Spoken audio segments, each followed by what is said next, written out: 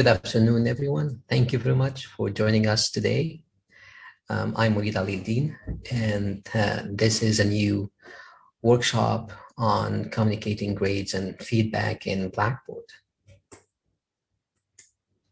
The workshop is brought to you by the Center for Innovation in Teaching and Learning. This session is being recorded. You can stop us at any time for questions or comments. You can unmute your microphone, you can open your webcam, and let us know if you have any question or a comment during the session. The session is supposed to run for 1 hour. We'll have a presentation section at the beginning, and then probably we'll have 15 or 10 minutes at the end for overall questions. The agenda for today is actually simple. We're going to take a look at the nature and format of students' work. We're going to go and discuss different ways of grading student work on Blackboard and providing feedback. And then at the end of the presentation, I'll have to go and discuss a few miscellaneous topics. So let's take a look at the nature and format of students' work. We can categorize a student's work in a way that is submitted or observed into digital or non-digital. So any student work that can be submitted online can come in a digital form, like when the students submit files, documents like images, 3D models, computer code, or they might go and respond in online activities like responding in online forums, online discussion forums, or creating a blog post, for example. So that's a kind of an online response, textual response.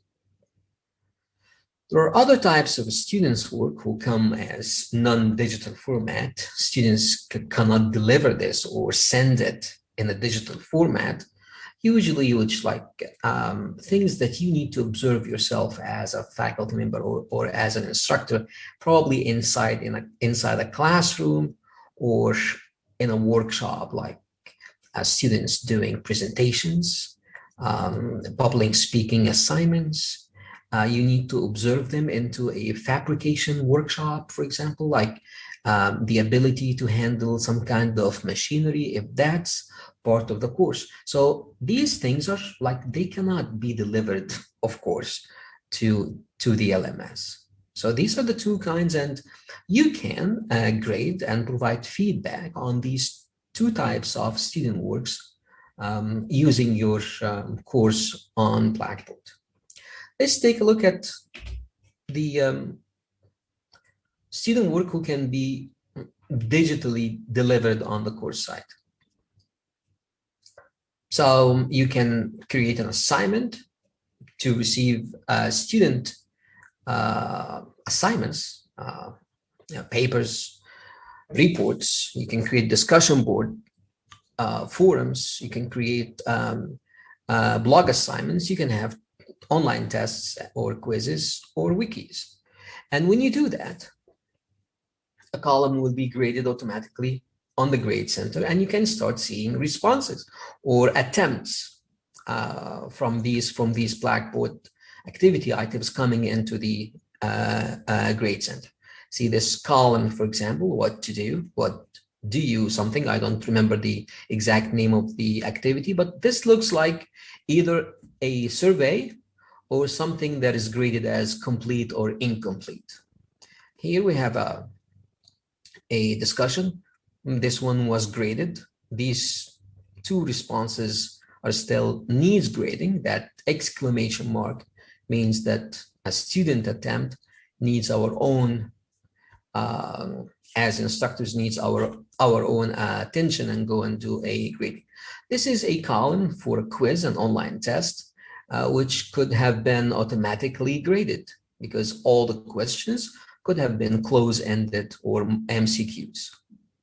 So these are the digital submissions, we also have the non-digital submissions, things that happen outside Blackboard, things that happen in the classroom, like a presentation. Okay, you go ahead. If you have a presentation, if you have a column that represents a student's response to a presentation or an activity that they will have to perform themselves, where you need to observe them, you will have a manually created column. You need to go and create that column in the grade center. And then you go and submit that grade. So these are the two types of activities. Okay. Let me go back to the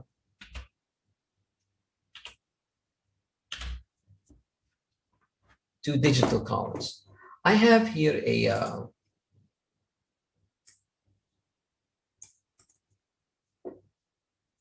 a course that there is preloaded with activities. Okay. So one of the things, for example, here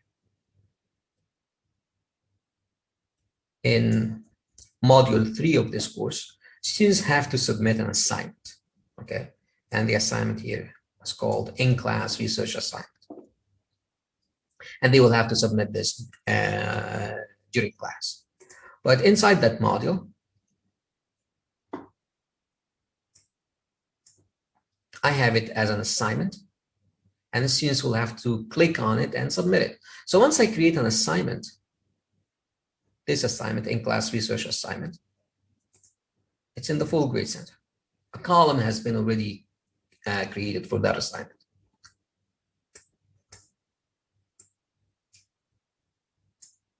So in-class research assignment. And one of the properties of a column that is created automatically, that you cannot delete that column from the grade center. There is no delete. Okay. But if I have another activity, which is a presentation activity, let's see if the presentation is here. This column, I would expect that it was manually created. I can delete that column. All right. So I wanted to show you the difference between an activity that has been created on Blackboard, and students will have to submit work through that activity, and an activity that will happen outside the Blackboard system, and students will have to perform something outside the classroom system, but still you need to grade it. So these are the two types of digital and non-digital. Now let's go ahead and take a look at how grading and feedback is done. So you might start with grading a Blackboard item, like an assessment, an online assessment, an assignment, peer review activity, this like participation in discussion, or grade a non-Blackboard item, which is something that happens outside the system. So let's go ahead and see how we go ahead and do grading of. I will go ahead and pick up one of the Blackboard items in that course. So one of the, let me see.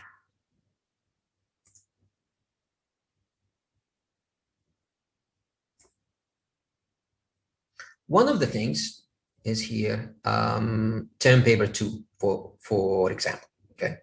So that was due on April 21st. I did not grade it yet as an instructor. So if things that needs my attention for grading, I might start at needs grading. Let me see what needs grading. We'll click on that. And then all the items that can receive attempts will be listed. Okay. So I have attempts or submissions in term paper 1 still needs my attention. Week 10 discussion still needs my attention. Paper 2 still needs my attention, and I display and this is everything because it tells me that display is 1, out of 22. And they are all 22 items. So now I have 3 items here that still there are student attempts or submissions to that I did not grade yet.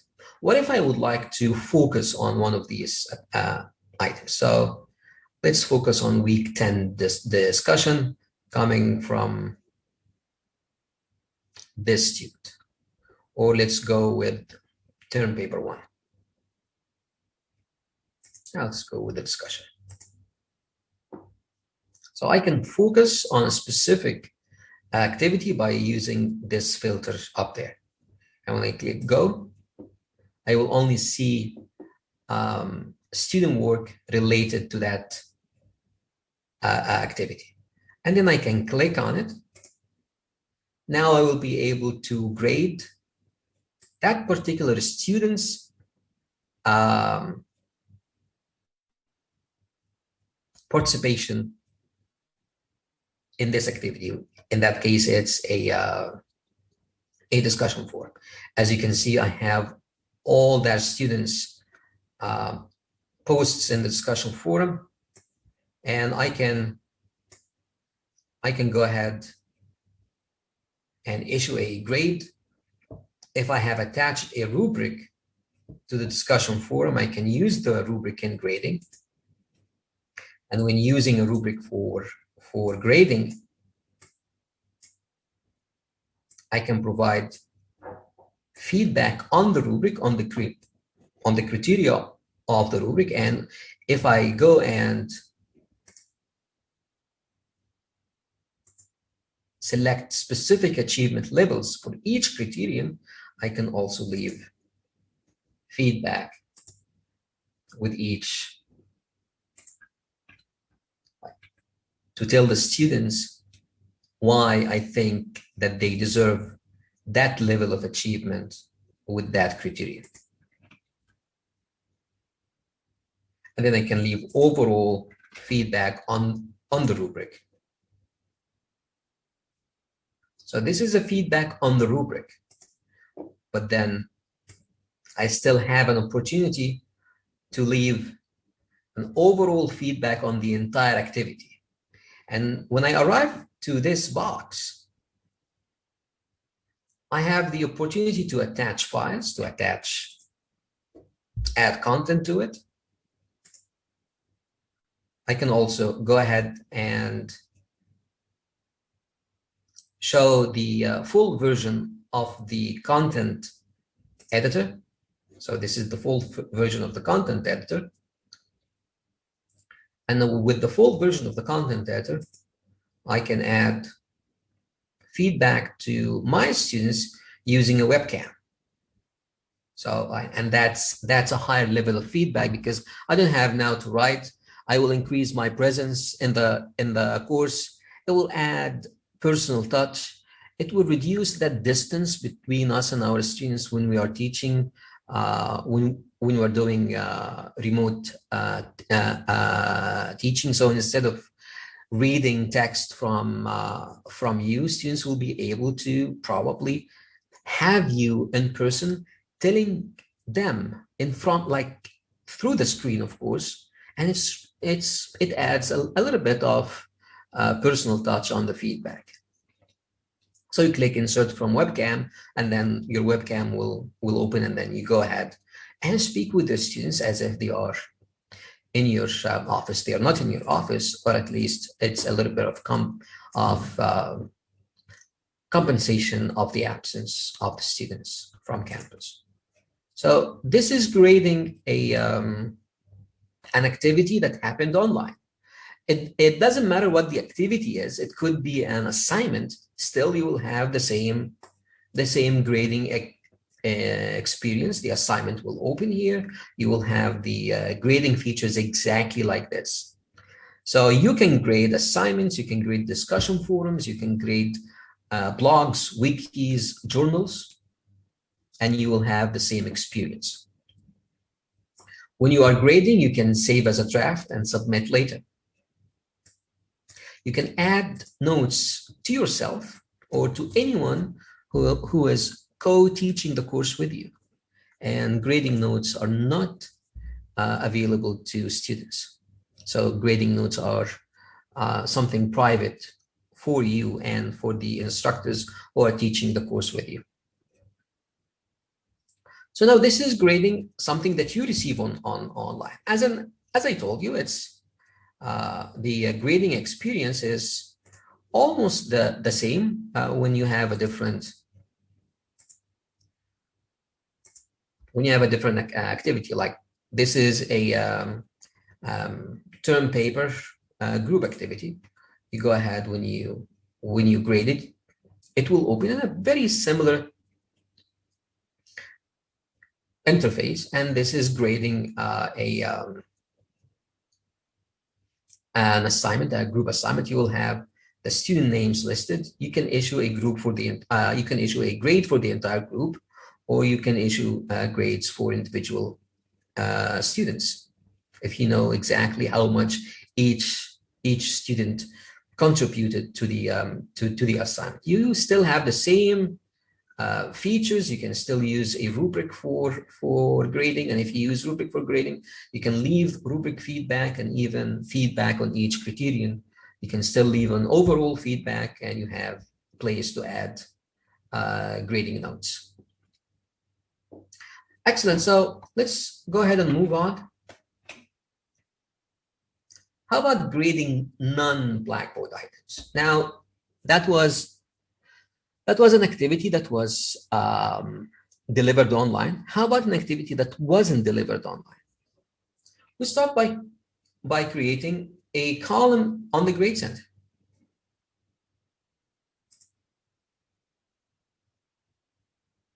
So a column like this on the Grade Center, like the presentation, you can go ahead and click create column.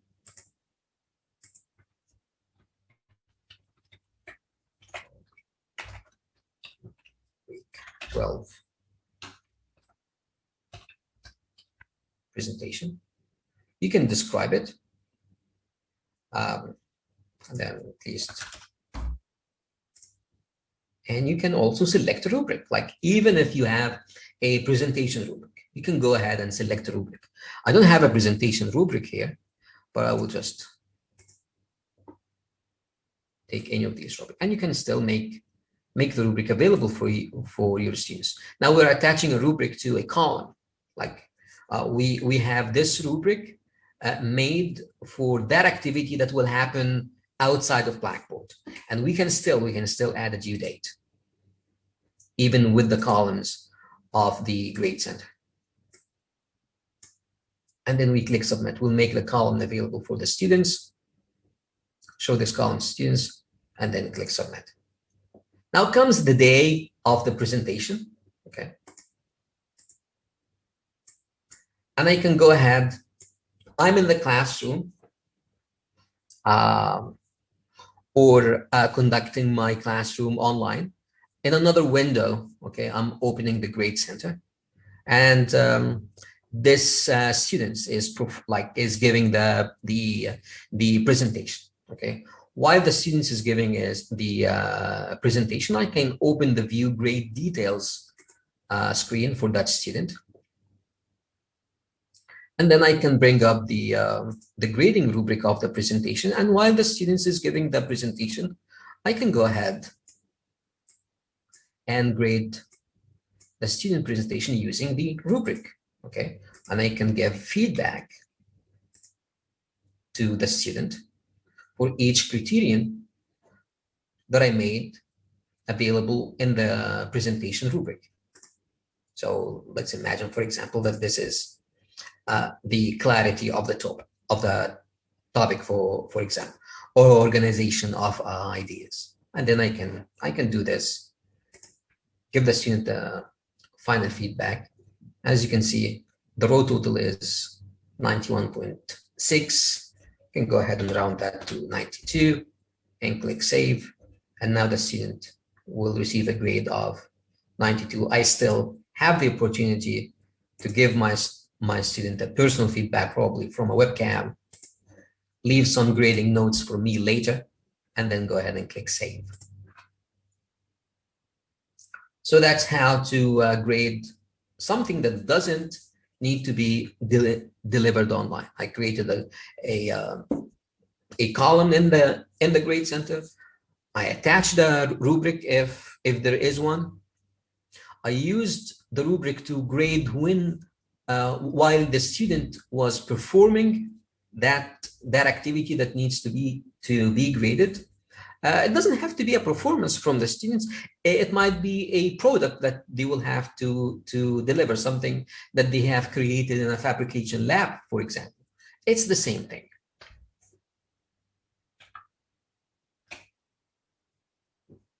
So we saw how we provided the feedback already, but how about controlling the student's view of grades?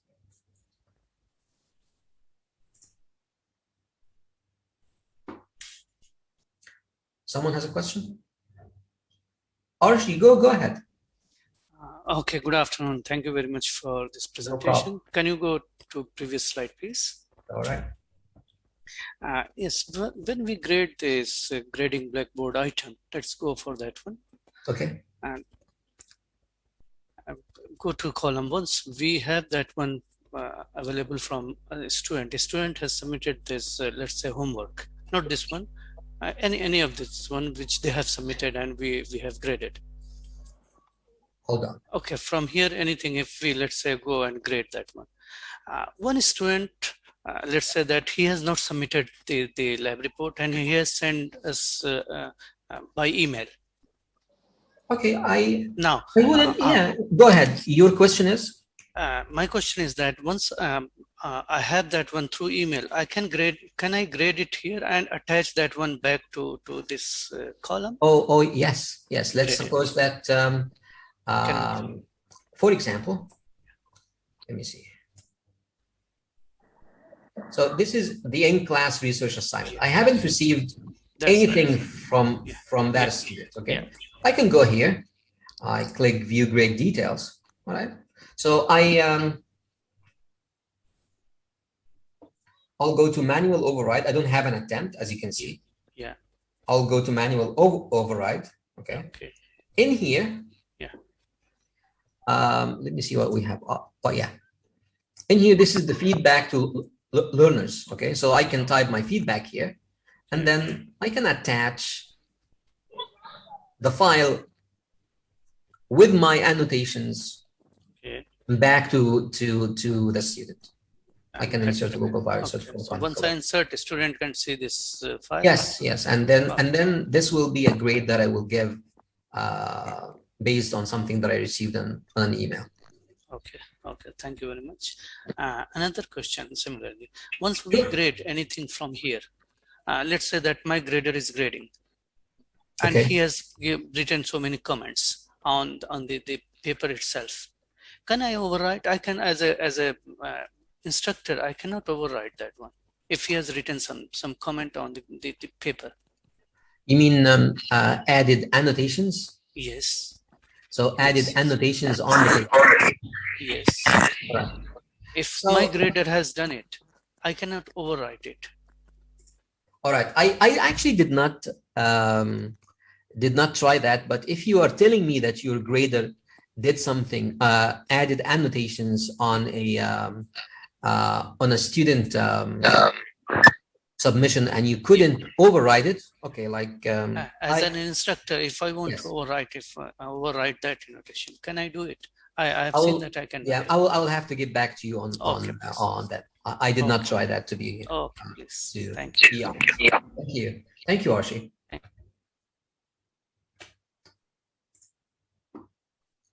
So we have seen how grading and feedback of Blackboard items. We also see how we grade a non-Blackboard item. Now let's go to how to control the student view of grades, how our students see the grades. The most important function Blackboard gives us is the student's preview mode. That will allow us as instructors to go into the course site as students. respond to activities, submit assignments.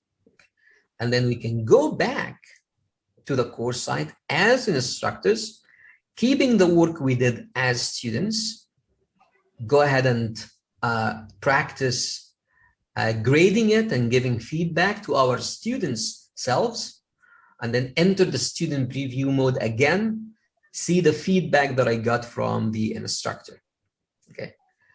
When I'm in the student preview mode, I can check how students see the grade card, and I can see the order. Notice that when you have group memberships and you have group assignments, anyone who's not part of a group that is allowed to submit that assignment, they will not see the grade for that assignment. So let me go through these options here and show you a few things. So as an instructor, if I would like to see how my students are seeing their grades, I can go and enter the student preview.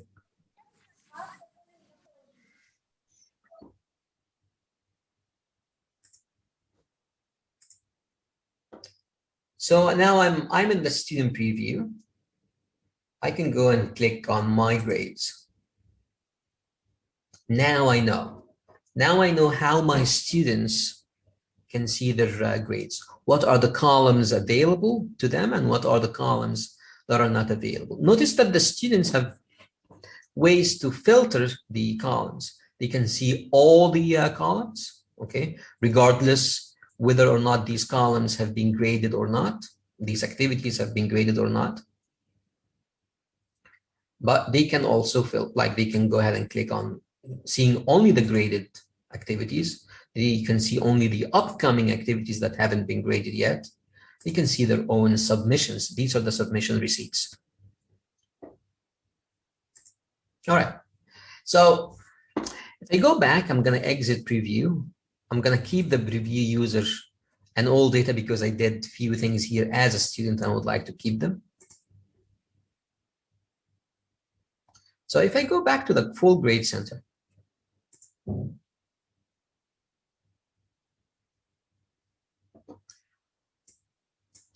I can see that I have two students here with these columns.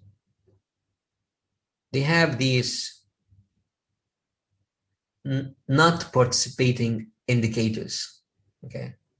So this is actually me as a student. This is a real student in the course.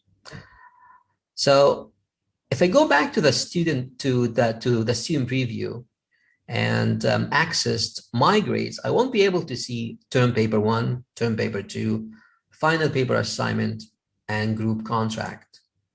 Yeah. So 4 activities. I'm not going to be able to see these 4 activities. I'm just going to keep it here. I'm going to duplicate this and go ahead and enter again as a student. If I go to my grades, just make sure that I don't have access to these assignments. I don't see term paper 1. I don't see term paper 2. I don't see final paper assignment, nor the group contract. No final paper assignment, no group contract. Simply because as a student, I wasn't part of that assignment. Let me show you.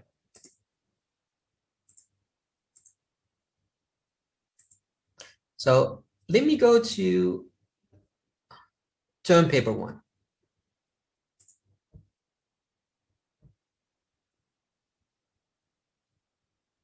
So this is term paper 1. And if I go to term paper 1 and edit it, okay.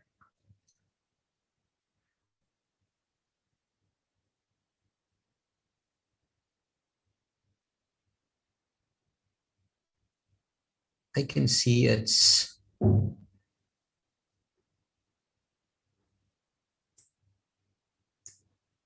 so this is a group submission, okay? It's available to group 1 all the way to group 10, okay? I can add groups as well. But if I exit and I will go to the groups, I will not find that user in any of the groups.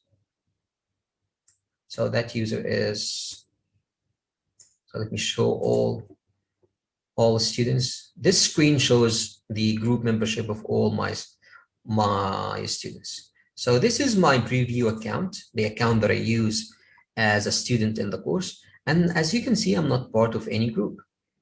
So once I add that student to a group and submit, if I go back and enter as a student, view my grades, and voila, I have final paper assignment. Let me go back to the to the slide. Also, the grade center order, how we can control that order of the grades. The order is controlled by the column or organization. If you go to column or organization, this is the order. So in class, research assignment, term paper 1, term paper 2. Let's go ahead and take a look.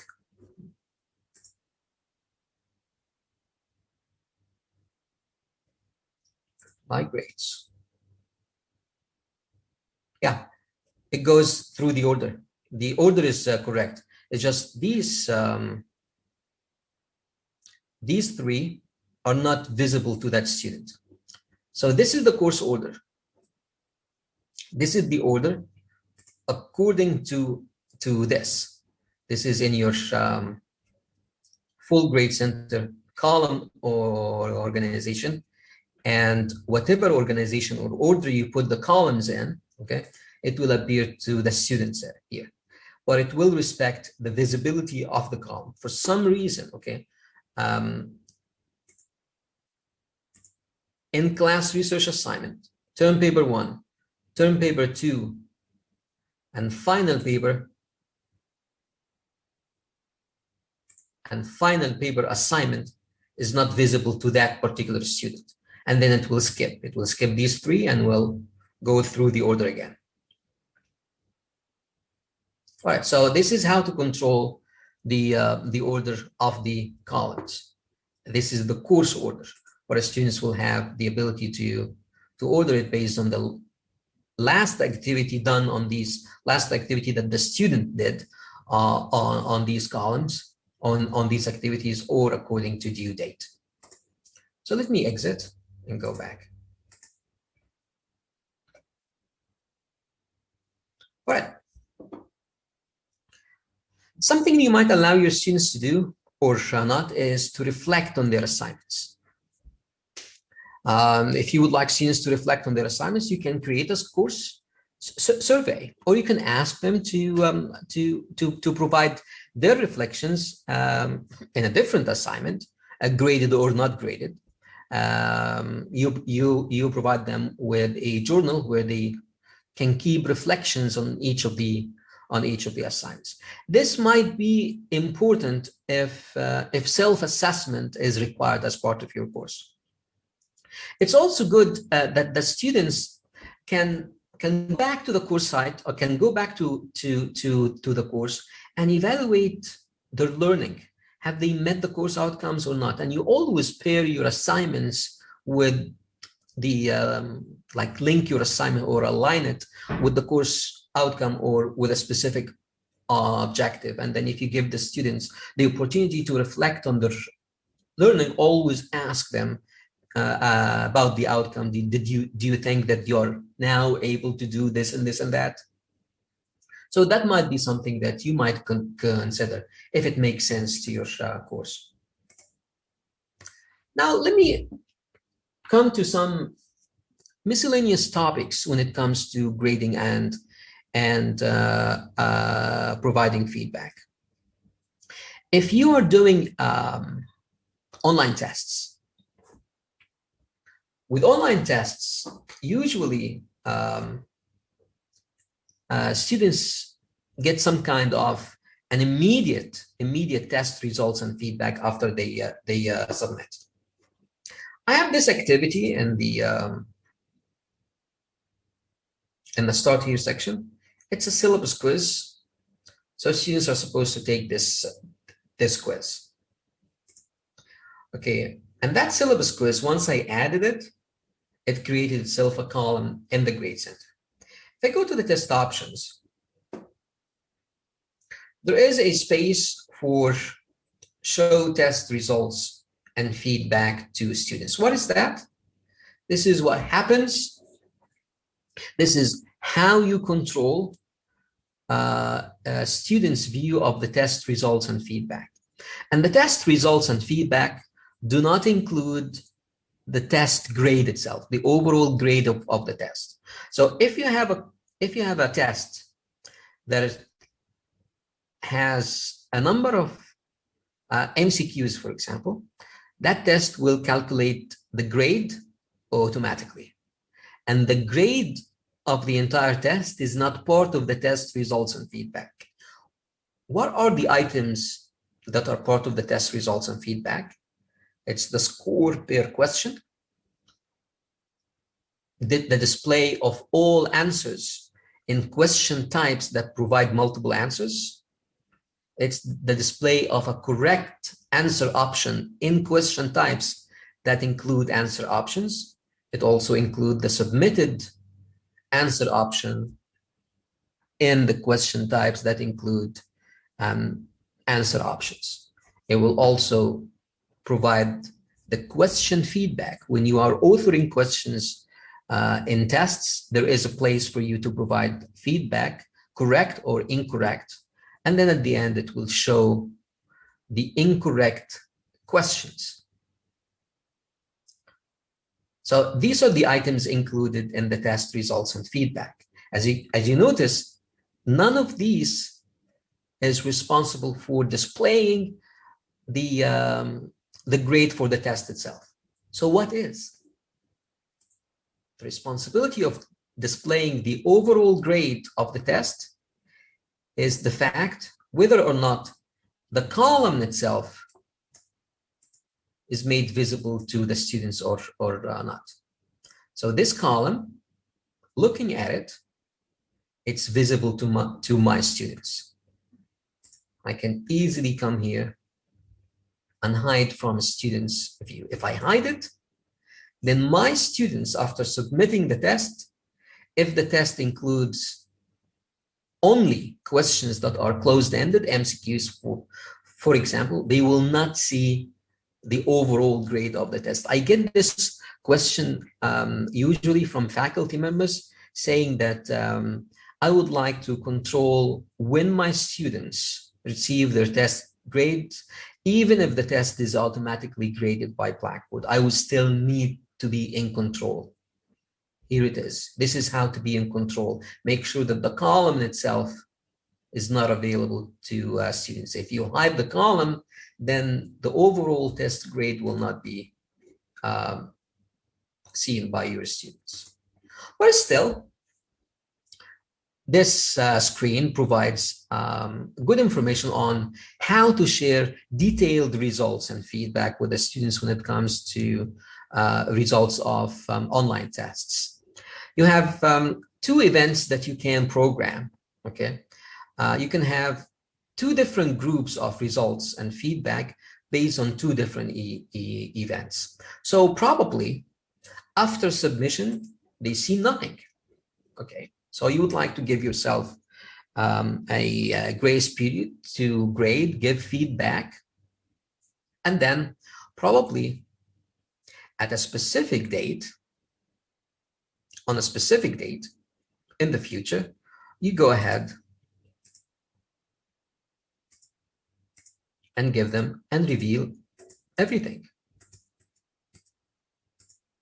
And you make sure that by that specific date that you have done grading and you looked at the attempts, made any modifications, faculty members might come to me and say, hey, Walid, I made this like a small mistake in one of the MCQs.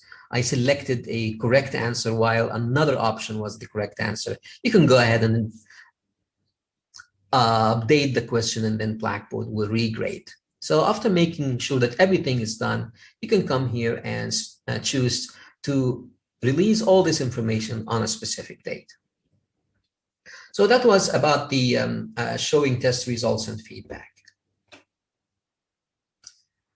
Something else that that you might face with the students when you like either taking tests or submitting assignments is multiple attempts. And I get this question from faculty members all the time. What does it mean to allow multiple attempts with assignments? When you create an assignment,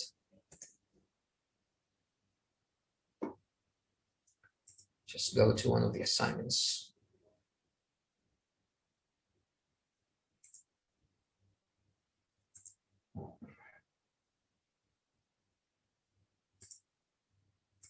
You have the option to allow your students to submit more than once or to submit only once.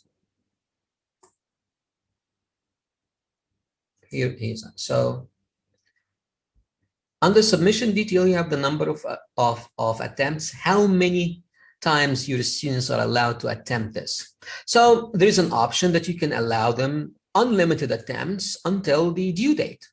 So, and you will just grade the latest. You will grade the latest submission. You will have a list of submissions from the same student to that assignment, and based on how you describe the assignment to your students, they understand that no matter how many times they submitted, you're going to always grade the latest attempt. Or you can allow them a specific number of attempts, let's say, for example, 2, okay? Probably you have an experience with your students when they submit, sometimes they submit an incomplete file, or they would like to change their mind. For example, they will come to you and tell you, "Hey, professor, I submitted this before the due date, and now I have an update, and still the due date did not reach. Can you go ahead, please, and remove my my attempt so I can submit again?" Because if you allow them only one submission, as a single attempt, they won't be able to submit again until you go and clear that attempt.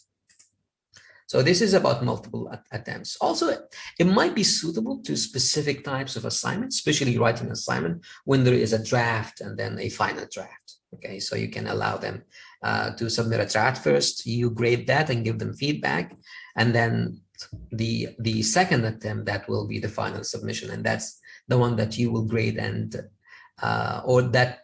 that's the one whose grade will be considered at the final grade. So these are multiple attempts. Something about late and overtime submissions. Late happens with anything with a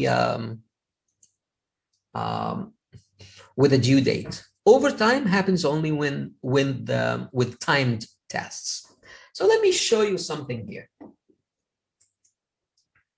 I have this the syllabus quiz. Okay, so I had 2 attempts in the syllabus quiz, but I also have this. Okay, so although the syllabus quiz is automatically graded, one of the attempts here has this, needs grading. Let's see why it needs grading.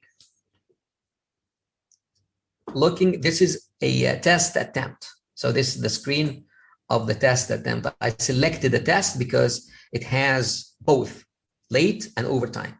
Late only appears with anything that has a due date, and tests can have due dates, but also assignments will have due dates.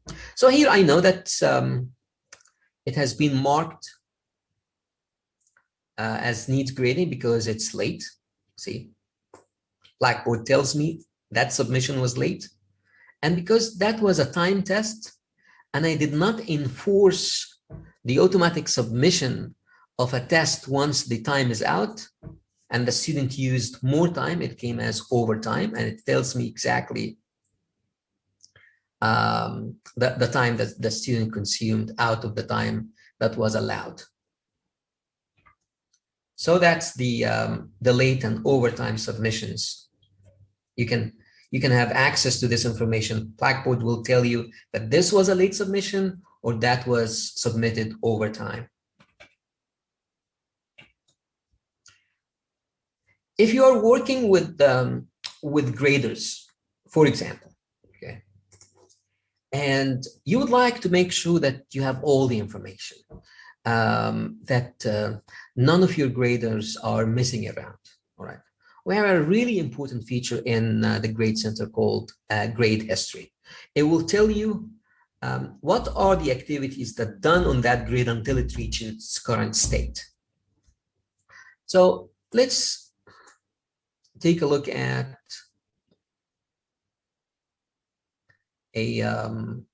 this one, for example. Yeah, let's take a look at this one. So you can access the grade history for a specific column by going to the column itself, revealing the options, and choosing View Grade History. And it will show the grade history for the past 14 days by default for that particular grade column. So you can see that that student attempted that item, and the grade was issued automatically, 70. And here, he did it again, but in that case, it needs grading. So only two items in the grade history. I can also view the entire grade history, the grade history of the entire grade center by going under reports, going to view grade history. And then I will have the grade history of the entire class in everything. Also by default, it will show the last 14 days, but I can come here and choose the last 24 hours, the last 7 days, 14 days, 30 days, 6 months, or show me everything. And I also can download this grade history to an Excel sheet and go and analyze it.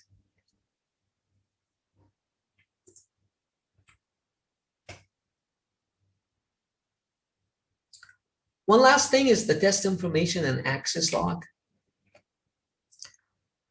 So let me go here and let's imagine a scenario where you are giving an online test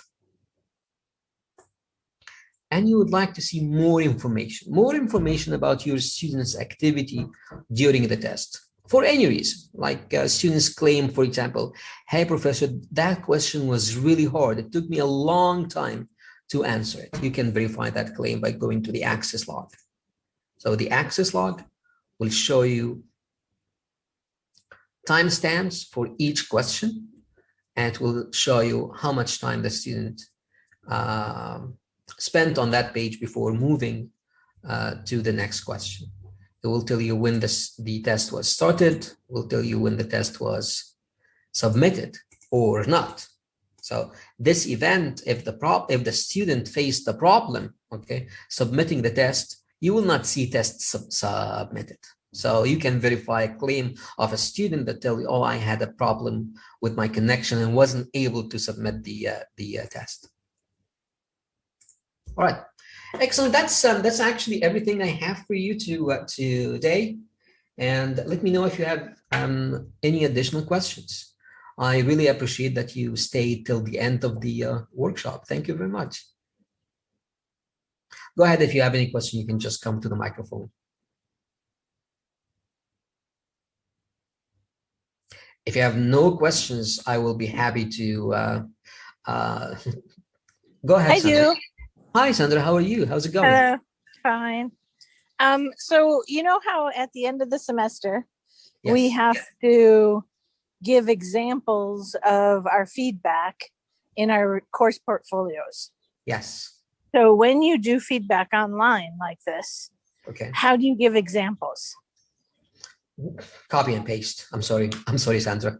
But you can also take a copy if you are using rubric. Okay, you can take a screenshot of that rubric screen, and that can work as a sample.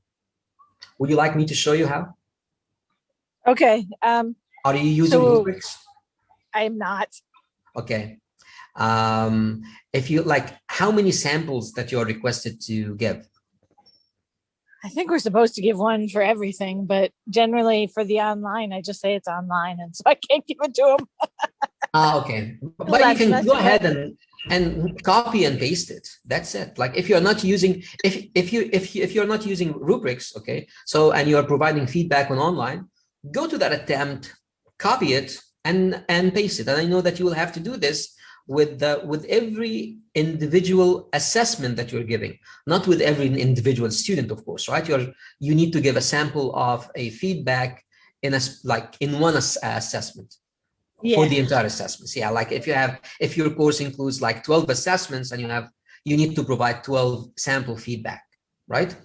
Yeah. Yeah, there is no native feature in Blackboard that will tell you, export me a sample feedback for all assessments. Okay. All right. No worries. Thank you. Thank you very much. Okay, if you have any other questions, I will be happy to answer them. We still have like 4 minutes. If not, I wish you guys like restful evening. Thank you very much. And Thank you. see you next time. Thank you.